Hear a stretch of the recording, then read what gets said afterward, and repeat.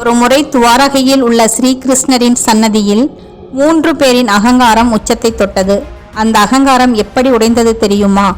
கருடன் பெருமையுடன் ஸ்ரீகிருஷ்ணரிடம் கேட்டார், பூமியில் என்னை விட வேகமாக பறக்கும் உயிரினம் இருக்கிறதா சுவாமி என்று. அதே நேரம் சுழன்று கொண்டிருந்த சுதர்சன சக்கரம் கேட்டது, இந்த உலகில் என்னை விட சக்தி வாய்ந்த ஆயுதம் உண்டா சுவாமி என்று.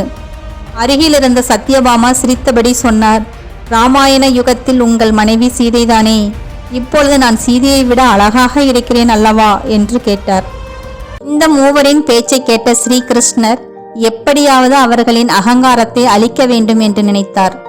கருடனை அழைத்த கிருஷ்ணர் ஒரு குறிப்பிட்ட இடத்தில் உள்ள குகையில் ஒரு அடியவர் இருப்பார் என்றும், உனக்காக துவாரகையில் சீதாராமன் காத்திருக்கிறார் என்றும் அவரிடம் சொல்லுமாறு அனுப்பி வைத்தார்.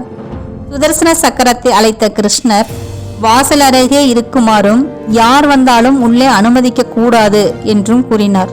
சத்யபாமாவை சீதா தேவியைப் போல் அலங்கரித்துக் கொள்ளவும் சொன்னார். கிருஷ்ணர் குறிப்பிட்ட இடத்தில் அனுமன் இருந்தார்.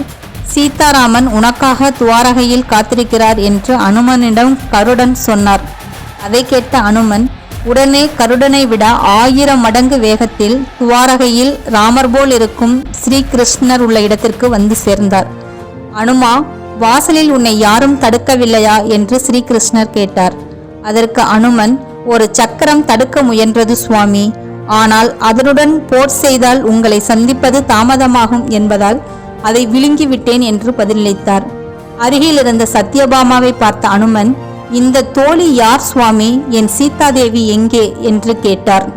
அந்த ஒரே கேள்வி கருடனின் வேகத்தை அடக்கியது, சக்கரத்தின் சக்தியை அமைதியாக்கியது, அழகின் அகங்காரத்தை அளித்தது. இவ்வாறு ஸ்ரீகிருஷ்ணர் அனுமன் மூலம் அந்த மூவரின் கண்களையும் திறக்க வைத்தார். பக்தியில் வேகமில்லை, சக்தியில் பெருமை இல்லை, அகங்காரம் இல்லாததே உயர்ந்த பக்தி. உங்களுக்கு ஸ்ரீகிருஷ்ணர் மற்றும் ஹனுமனை பிடிக்கும் என்றால் சப்ஸ்கிரைப் செய்துவிட்டு கமெண்ட் பண்ணுங்கள்.